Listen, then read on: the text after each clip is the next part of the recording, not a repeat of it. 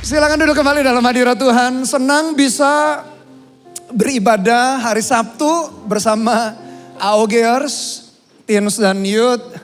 Tadi saya ikut dari awal juga praise and worship dan sangat diberkati. Saya tahu bahwa Tuhan itu hadir di tengah-tengah ibadah kita. Jadi Tuhan kita bukan hanya mengasihi orang dewasa. Bukan hanya mengasihi orang tua kita, papa mama kita, atau orang-orang yang lebih tua daripada kita. Dia mengasihi kalian semua di tengah-tengah kondisi apapun juga. Hari ini Pastor Bernard mau menyampaikan sebuah firman yang begitu penting di dalam perjalanan hidup kalian sebagai generasi muda. Pastor Bernard beri judul demikian, Under Pressure. Under itu di bawah, pressure itu tekanan.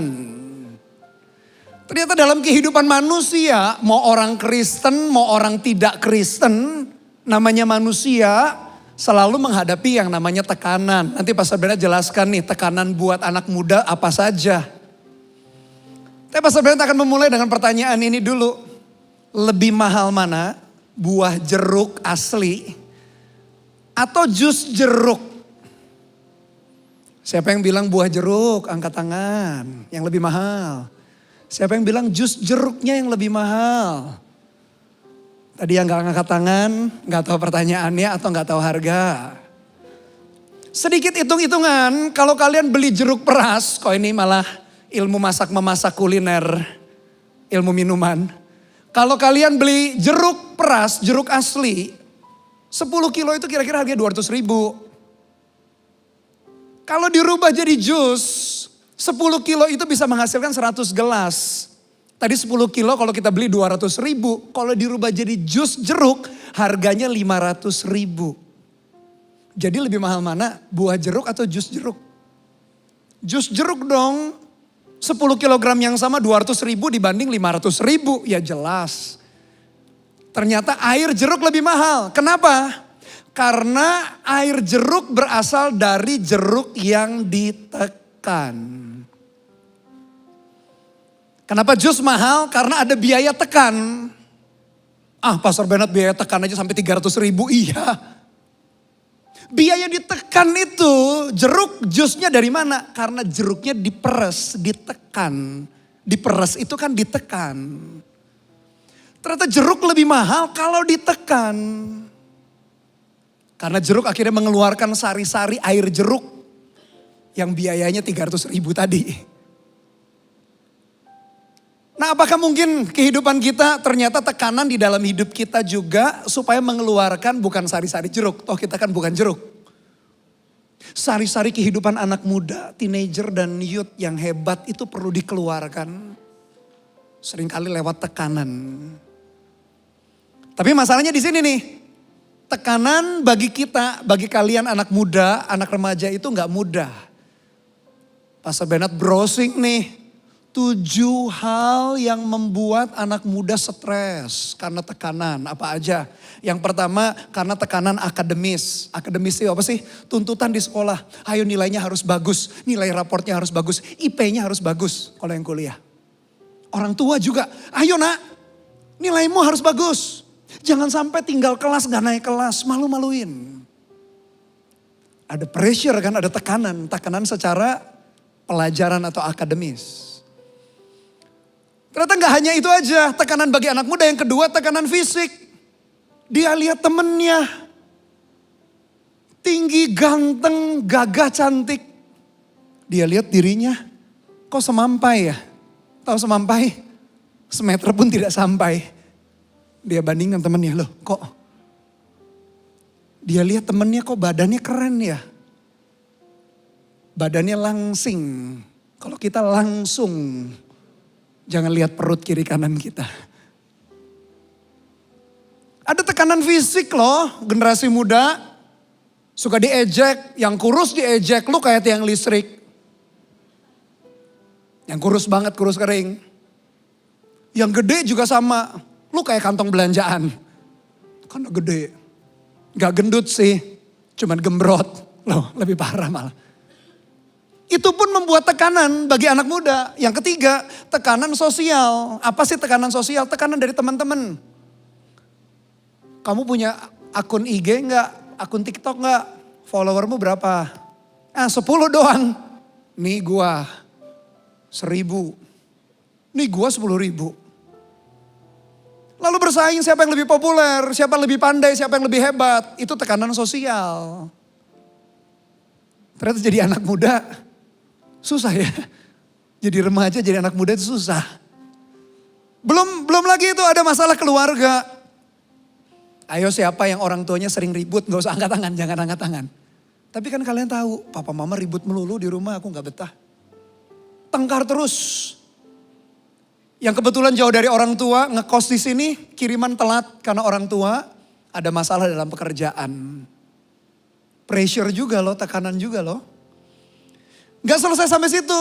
Ada peristiwa traumatis. Traumatis itu peristiwa-peristiwa yang gak gampang dilalui. Contoh misalnya, mungkin ada orang tua kalian yang kemarin waktu COVID meninggal dunia. Atau kakaknya atau adiknya.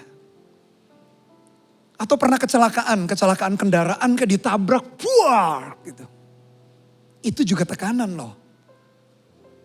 Gak berhenti sampai situ. Hubungan dengan lawan jenis, namanya anak muda. Mulai kok ngelihat si dia itu kok jantungnya lebih berdetak lebih kencang ya. Jalan itu kayak melayang ya. Makan tak enak, tidur tak nyenyak. IQ-nya turun 40 poin. Dulu IQ-nya biasa aja turun 40 poin. Padahal IQ monyet katanya 80. Jadi generasi muda yang jatuh cinta. IQ-nya sama-sama dengan monyet. Jadi mana yang monyet, mana yang lebih pintar gak tahu lah. Mulai seneng dengan lawan jenis. Lawan jenisnya cuekin kita. Karena memang demikianlah harusnya anak muda itu gak terlalu. Nanti dulu soal pasangan hidup, sekolah dulu, kuliah dulu yang benar. Dan yang terakhir, dibully. Entah dibully lewat perkataan, lu jelek lu gak bisa apa-apa. Atau lewat tatapan mata. Coba tunjukkan tatapan mata yang membuli kiri kanan kita, coba tunjukkan. Gimana? Atau gimana lah? Pinter semua kayaknya ya. Yang di rumah juga coba, bully siapa coba di sekelilingnya. Membuli itu bukan hanya lewat perkataan, lewat tatapan mata saja bisa membuli loh. Mandang rendah lah, buang muka lah. Ternyata jadi anak muda gak gampang ya. Gimana kalau lebih cepat tua aja gimana? Lebih cepat tua aja setua Pastor Bennett gimana? Jangan cepat-cepat tekanan lebih gede lagi.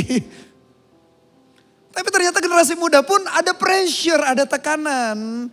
Tapi tahu gak teman-teman, gak semua tekanan itu jelek. Gak semua tekanan itu buruk. Bahkan tak ada tekanan hidup kita itu. Bahkan hidup manusia kalau di dunia gak ada tekanan. Beberapa hal tidak berfungsi. Contoh misalnya kalian yang kesini naik kendaraan. Gak jalan kaki entah motor atau mobil. Angin di dalam ban kendaraan kalian itu ada tekanan di dalam supaya nopang berat daripada kendaraan kalian. Ternyata tekanan itu penting loh. Tekanan angin di ban itu penting. Cairan bisa mengalir juga karena ada tekanan. Dari yang tekanan tinggi ke tekanan rendah, cairan bisa mengalir. Ada yang suka minum pakai sedotan? Kok airnya bisa naik? Magic kah, sihir kah? Karena ada tekanan. Yang pernah naik pesawat terbang atau suka naik pesawat terbang bisa ngelawan gravitasi. Karena didesain aerodinamisnya, tekanan udaranya bisa mendorong sayapnya naik ke atas. Karena ada tekanan. Peluru ditembakkan pun dari senapan karena ada tekanan. Ternyata teman-teman, gak semua tekanan itu buruk. Bahkan manusia tanpa tekanan itu jelek. Jadi kalau teman-teman menghadapi tekanan nih, tadi apalagi mungkin ada salah satu atau dua daripada 7 tekanan yang buat anak muda stres. Tunggu dulu, lihat apa yang Tuhan ajar lewat Alkitab kita hari ini. Supaya setiap kali kita menghadapi tekanan, kita itu justru gak stres.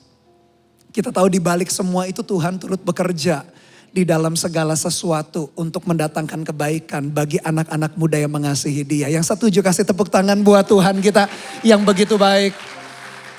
Jadi jangan anti dulu dengan tekanan ya. Nanti kita lihat ternyata tekanan penting di dalam hidup sehari-hari saja. Soal ban lah, soal pesawat terbang lah, soal peluru, soal cairan, minum sedotan. Itu semuanya ada tekanan di belakangnya itu. Ternyata hidup kita yang penuh tekanan itu, tak melulu tekanan itu jelek dan buruk dan menghancurkan hidup kita. Bahkan Tuhan izinkan kadang-kadang tekanan di sana sini. Nah bagi generasi muda, ada 3 level tekanan. Nanti sepanjang Pastor Bernard jelaskan, coba tebak-tebak di dalam hatimu. Kalian di level mana ya? Level pertama namanya light pressure. Light itu ringan. Level kedua namanya appropriate pressure, tekanan yang pas. Yang ketiga adalah over heavy pressure, tekanan yang berat banget. Coba ya nanti Pastor Bernard jelaskan, sederhana sekali. Kalian coba tebak dalam hidup kalian, hari ini kalian ada di level mana ya? Pastor Bernard jelasin ya. Level yang pertama light pressure. Light pressure ini penjelasannya begini. Tekanan yang dialami seseorang jauh lebih kecil daripada kekuatan dan kemampuan yang dimilikinya. Jadi kekuatannya segini.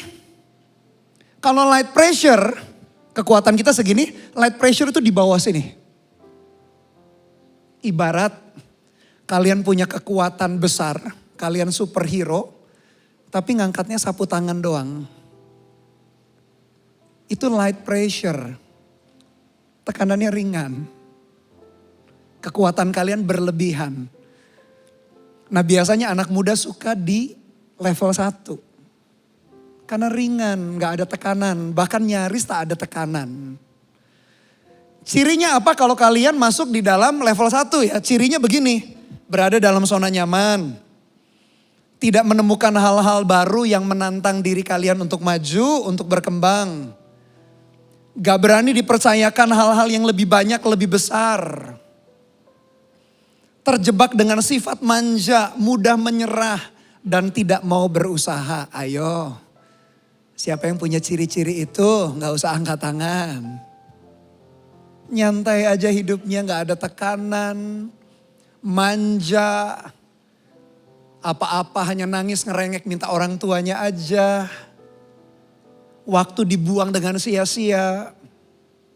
Enak gak sih hidup kayak begini di level 1? Enak gak kira-kira? Hah, enak gak? Atau lebih suka tekanannya berat? Tapi banyak anak muda lebih pilih level 1. Kekuatannya gede sih. Cuman ngangkatnya sapu tangan doang. Kekuatannya berlebihan. Ternyata kalau teman-teman di level 1 yang namanya light itu ringan, light pressure, bahaya loh. Ingat kisah Raja Daud mengalahkan Goliat? Ceritanya yang terkenal sekali. Dulu waktu anak-anak Pastor Bernard masih kecil, mereka paling suka kalau baca Alkitab. Dad, cerita David and Goliath. Besoknya Dad, cerita lagi David and Goliath. Karena saking serunya apa sih? Serunya apa? Daud yang kecil katanya ngalahkan Goliath yang tingginya 3 meter. Keren banget kan? Tahu gak teman-teman, cerita di Alkitab itu betul-betul terjadi dan mengingatkan kita. Ternyata Daud itu gak pernah dikalahkan oleh Goliat. Daud gak pernah dikalahkan oleh raksasa. Tapi tahu gak Daud kalahnya waktu kapan? Daud waktu kalahnya waktu dia jadi raja. Sudah enak, sudah nyaman. Dia malah santai. Jalan-jalan di atas sotoh istananya, di atap istananya. Lihat wanita mandi, dia ngintip. Akhirnya dia jatuh dalam dosa.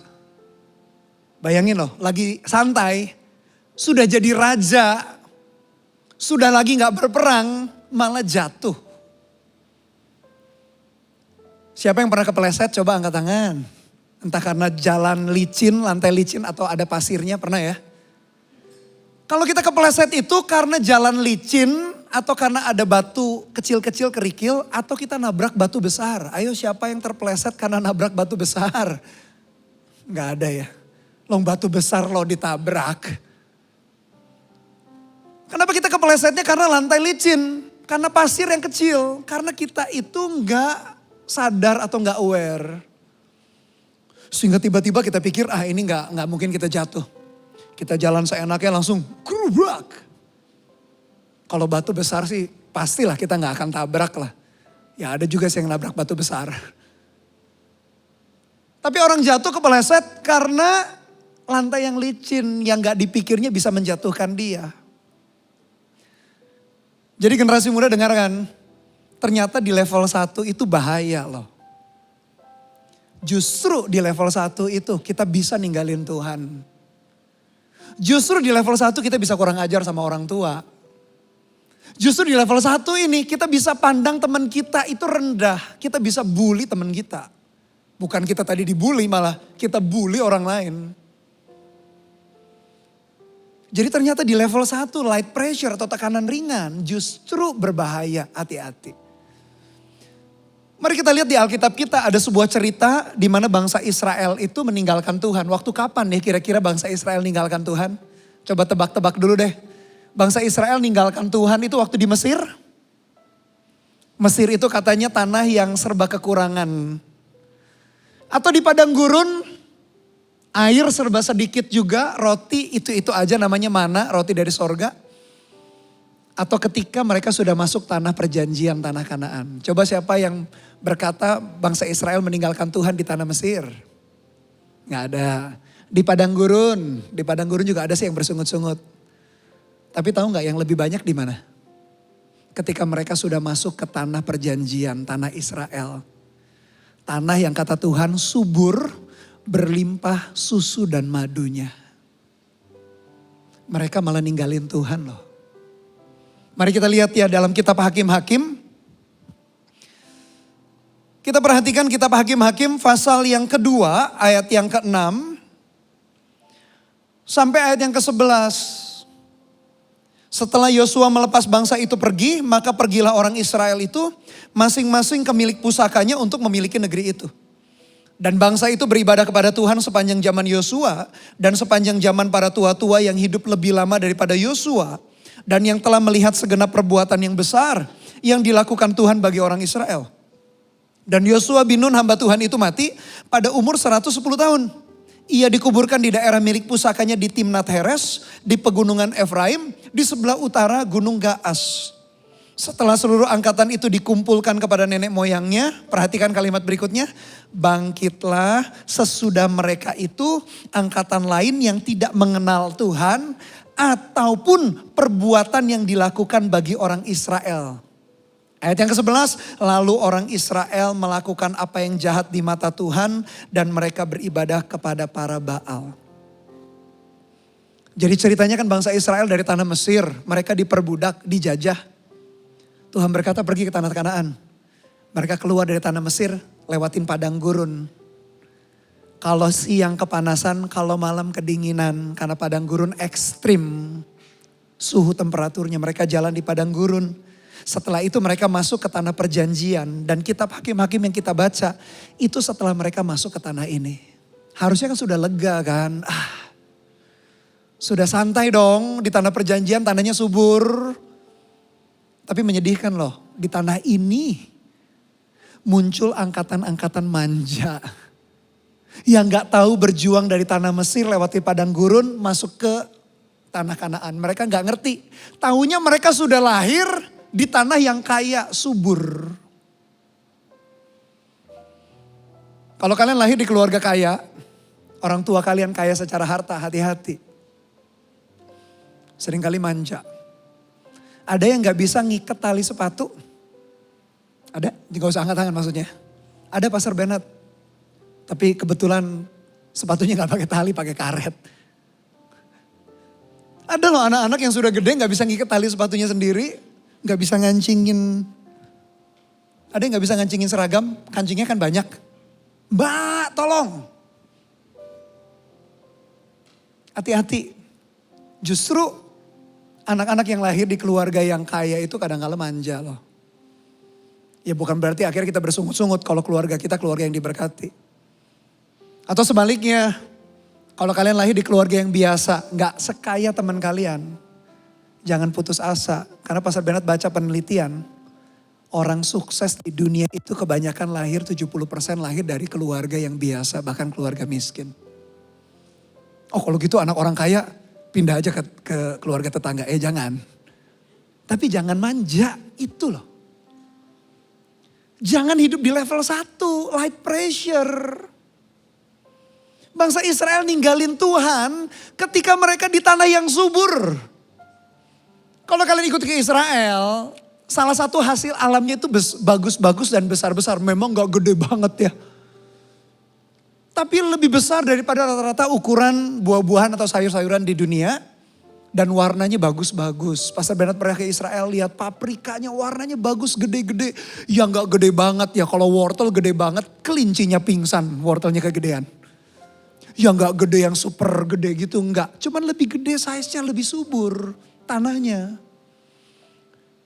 Heran ya, ninggalin Tuhan justru di tengah-tengah mereka sukses. Di tengah-tengah mereka berhasil. Jadi kalau kalian berpikir nih, yang lahir di keluarga biasa, lebih enak temanku lahir di keluarga kaya. Belum tentu. Yang anak orang kaya, jangan manja. Kalian lahir di keluarga yang biasa, jangan minder. Karena menurut survei penelitian, orang sukses itu berhasil dari keluarga 70% dari keluarga yang miskin biasa. Jadi gak nentukan nih keluarga kita kaya atau enggak, itu tergantung bagaimana cara kita membangun kehidupan. Nah ternyata kitab Hakim-Hakim ini bercerita siklus kehidupan orang Israel waktu itu. Apa siklusnya? Yang pertama, mereka berdosa. Di tanah perjanjian mereka berdosa. Lalu yang kedua, mereka Tuhan serahkan kepada bangsa musuh, ditekan. Yang ketiga, mereka akhirnya berteriak minta ampun sama Tuhan. Tuhan kirim pahlawan-pahlawan. Kalau kalian baca kitab Hakim-Hakim, ada yang namanya Simson, ada yang namanya Deborah, Barak, Yefta, Gideon, itu kitab Hakim-Hakim. Tuhan munculin pahlawan. Pahlawan itu akhirnya menyelamatkan bangsa Israel. Seneng gak diselamatkan bangsa Israel? Seneng gak? Seneng. Tapi setelah diselamatkan ngapain? Ngapain? Setelah diselamatkan berdosa lagi. Bayangin loh. Gitu terus. Karena mereka hidup di level 1. Tekanannya light pressure. Kalau kalian lihat hidup kalian di light pressure, saran Pastor Bernard demikian. Sarannya adalah responnya, tambahkan beban yang benar dan tepat. Tambahkan pressure yang tepat. Maksudnya Pastor Bernard cari masalah nih kita. Cari masalah, tengkar sama orang. Bukan tengkar. Tambahkan bebannya apa? Ini, keluar dari zona nyaman. Kembangkan talenta kalian. Terlibat dalam pelayanan. Jadilah pemimpin Connect Group. Terlibat dalam CG Fund. Ambil kursus mungkin. Jadi jangan buang waktu untuk main game melulu, main game online melulu. Anak AOG nonton drakor juga gak sih? Iya, nonton drakor melulu. Mager, malas gerak. Lihat ya, waktu terbuang. Kayaknya enak hidup begitu, padahal menghancurkan. Main game boleh kok, nonton drakor juga boleh. Cuman ingat waktu. Lebih baik keluar dari zona nyaman, ambil pelayanan, ikut CG, jangkau jiwa, jadi pemimpin, ikut melayani bersama, ambil kursus. Kalau keluarganya gak punya cukup uang untuk membiayai kalian kursus atau latihan privat atau les-lesan di luar studi kalian di sekolah atau kampus, belajar sendiri, namanya otodidak, belajar sendiri. Browsing lewat Google tuh, handphone kita jangan untuk browsing aja main game, browsing. Kalau kalian suka ngedit video, ngedit film, browsing gimana caranya, aplikasinya apa. Suka desain, browsing tuh. Pakai smartphone yang ada di tangan kalian. Untuk ngembangin diri kalau kalian merasa ada di level 1. Jangan tinggal di light pressure, berbahaya. Level yang berikutnya langsung ke level 3 ya. Level 3 itu namanya over heavy. Over heavy itu apa artinya? Tekanan yang dialami seseorang sangat jauh melampaui kekuatan dan kemampuan. Jadi kalau kekuatan kita di sini, over heavy itu di sini. Jauh banget. Di sini kita putus asa. Ciri-cirinya apa? Over heavy, dikejar perasaan bersalah. Ada gak yang lagi dikejar-kejar perasaan bersalah karena tadi ngelawan orang tua? Atau tadi ngelanggar lampu lalu lintas. Hidup tidak tenang. kemerungsung, keburu-buru rasanya. Gak ada damai di hati. Di luar sih ketawa.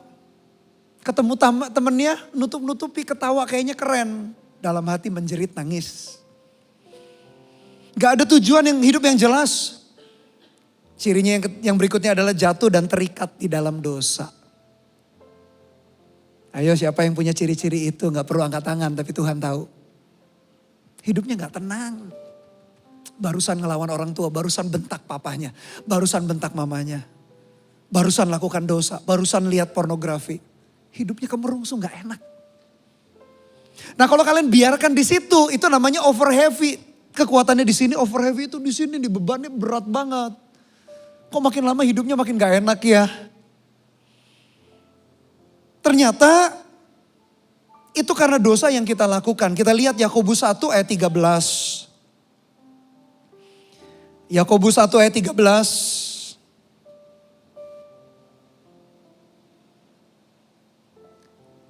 Yakobus 1 ayat 13, apabila seorang dicobai, janganlah ia berkata pencobaan ini datang dari Allah. Sebab Allah tidak dapat dicobai oleh yang jahat dan ia sendiri tidak mencobai siapapun. Tetapi tiap-tiap orang dicobai oleh keinginannya sendiri karena ia diseret dan dipikat olehnya. Dan apabila keinginan itu telah dibuahi ia melahirkan dosa. Dan apabila dosa itu sudah matang ia melahirkan maut. Perhatikan saudara-saudara yang kukasihi, janganlah sesat. Setiap pemberian yang baik dan setiap anugerah yang sempurna datangnya dari atas, diturunkan dari Bapa segala terang. Padanya tidak ada perubahan atau bayangan karena pertukaran. Kenapa beban kita tuh kayaknya berat banget? Iya. Kenapa kalian masuk level 3? Kenapa? Karena kalian melanggar aturan. Karena kalian berbuat dosa. Karena kalian melakukan sesuatu yang kurang ajar. Dengerin ya, generasi muda, begitu kalian kurang ajar sama orang tua. Begitu kalian melakukan dosa. Melanggar aturan, entah aturan di sekolah. Di sekolah ada aturannya enggak? Ada kan? Di rumah kita ada aturannya? Ada. Orang tua kita ngasih aturan, jam 10 tidur ya. Jam sekian mandi ya, belajar ya. Di gereja ada aturan, di sekolah ada aturan, di keluarga ada aturan. Begitu anak muda, kalian melanggar aturan, kurang ajar sama orang tua, kurang ajar sama guru. Lakukan dosa, langsung kita lompat ke level 3. Over heavy. Langsung hidupnya gak enak. Handphone sih baru. Kendaraan sih boleh baru dibelikan orang tua. Hidupnya gak nyaman. Ternyata orang masuk kepada over heavy karena tadi melanggar aturan, kurang ajar, dan melakukan dosa. Langsung masuk ke over heavy. Kalau ke over heavy, hidup kita gak akan nyaman, gak akan tenang. Bahkan bisa menghancurkan. Alkitab kita tadi, kita baca kitab Yakobus tadi. Seseorang dicobai itu karena dia diseret dan dipikat oleh keinginan dagingnya. Mari kita lihat apa akibatnya hidup di dalam dosa. Yesaya 59 kita lihat. Ayat 1 sampai 2. Mari kita lihat karena Pastor Bernard mau mengajak teman-teman membacanya. Yesaya 59 ayat 1 sampai 2. Mari kita baca sama-sama ya. 1 dengan suara keras. 1, 2, 3. Sesungguhnya tangan Tuhan tidak kurang panjang untuk menyelamatkan dan pendengarannya tidak kurang tajam untuk mendengar. Tetapi yang merupakan pemisah antara kamu dan Allahmu ialah segala kejahatanmu. Dan yang membuat dia menyembunyikan diri terhadap kamu sehingga ia tidak mendengar ialah segala dosamu. Seolah-olah tangan Tuhan tuh jadi pendek, gak nyampe nolong kita. Padahal tangan Tuhan itu bukan seperti bahasa kita peribahasa panjang tangan kan suka mencuri. Tapi tangan Tuhan itu bisa nolong orang. Telinganya itu bisa dengar. Satu saat ada jemaat baru bertobat. Dia tanya Pastor Bernard, jumlah penduduk manusia di dunia kan 6,5 miliar nih. Anggaplah misalnya separohnya orang Kristen. 3 miliar sekian. Misalkan satu saat berdoa bersama-sama panggil Tuhan Yesus. Kira-kira Tuhannya bingung gak? Hah? Dipanggil langsung oleh 3,5 miliar penduduk manusia. Bingung gak Tuhan? Kalau kita jadi Tuhannya kita bingung. Hah? Siapa tadi yang teriak? Tuhan kita gak pernah bingung. Dia tahu suara kita seperti apa. Bahkan ketika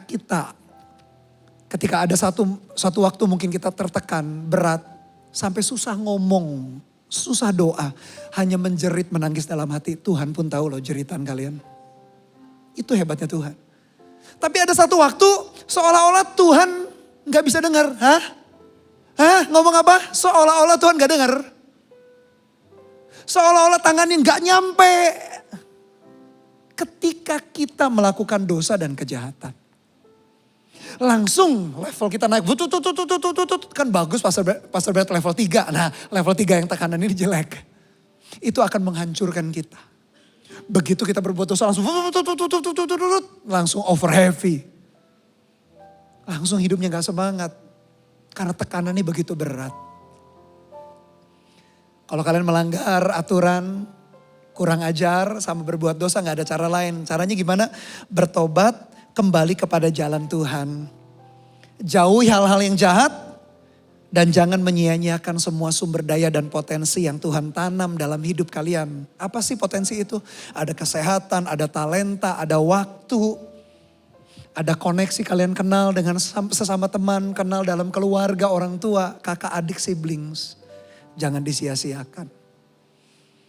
Level 1 salah, Pastor Bennett. Level 3 salah. Yang benar level mana? Level 2 namanya appropriate. Appropriate itu pas, tepat.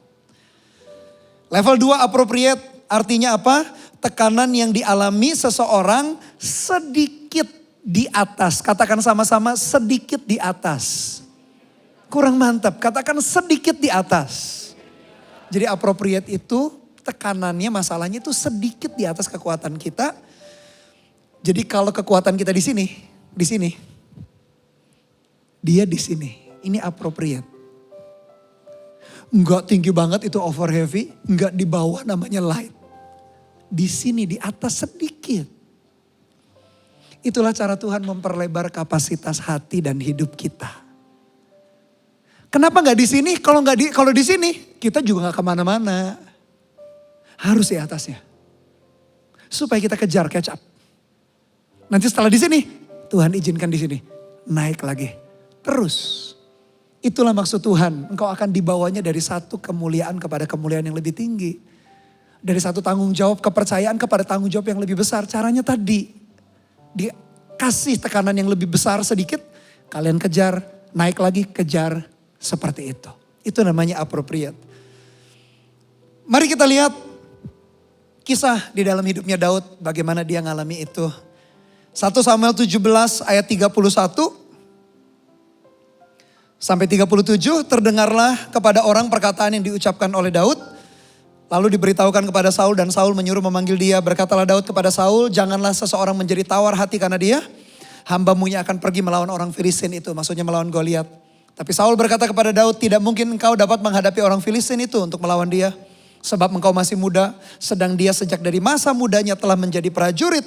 Tetapi Daud berkata kepada Saul, hambamu ini biasa menggembalakan kambing domba ayahnya. Apabila datang singa atau beruang yang menerkam seekor domba dari kawanannya, maka aku mengejarnya, menghajarnya, dan melepaskan domba itu dari mulutnya. Kemudian apabila ia menyerang aku, maka aku menangkap janggutnya lalu menghajarnya dan membunuhnya. Baik singa maupun beruang telah dihajar oleh hambamu ini. Dan orang Filistin yang tidak bersunat itu, ia akan sama seperti salah satu daripada binatang itu. Karena ia telah mencemooh barisan daripada Allah yang hidup. Pula kata Daud ayat yang terakhir, Tuhan yang telah melepaskan aku dari cakar singa dan dari cakar beruang, dia juga akan melepaskan aku dari tangan orang Filistin itu. Kata Saul kepada Daud, pergilah, Tuhan menyertai engkau. Sebelum Daud jadi raja, dia kalahkan Goliat. Tapi sebelum dia kalahkan Goliat, dia kalahkan singa dan beruang. Ada appropriate pressure, kekuatannya di sini. Tuhan izinkan dia berhadapan singa beruang, dia kalahkan set. Tuhan izinkan dia lawan Goliat, lebih naik lagi. Karena dia sudah punya latihan, dia kalahkan Goliat. Akhirnya sampai ujungnya, Daud menjadi seorang raja yang gagah perkasa atas bangsa Israel. Jadi ternyata kita ini butuh appropriate pressure. Ciri appropriate pressure apa tadi? Cirinya adalah hidup penuh dengan tantangan. Dan semangat untuk maju serta berkembang. Anak muda yang kayak gini tuh semangat setiap kali bangun pagi. Dia bergairah, dia antusias.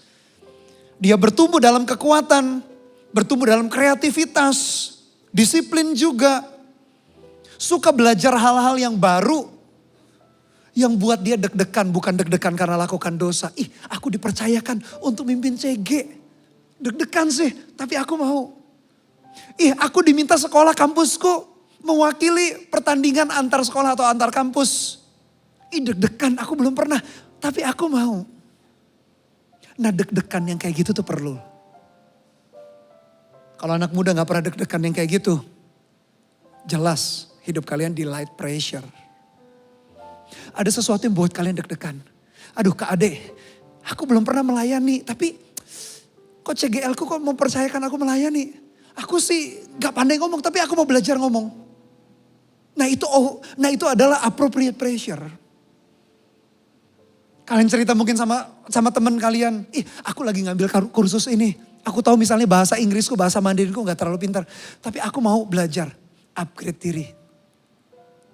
Jadi hidupnya itu antusias, semangat. Gak bangun pagi mau sekolah, sekolah lagi.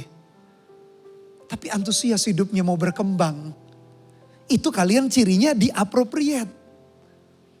Ih aku CGFan, aku gak pernah loh jangkau jiwa. Tapi CGFan bulan September, aku ngajak temenku ya. Aku mungkin gak bisa nginjili. Tapi aku minimal tak ajak ibadah AOG, tak ajak aja ke CGFan.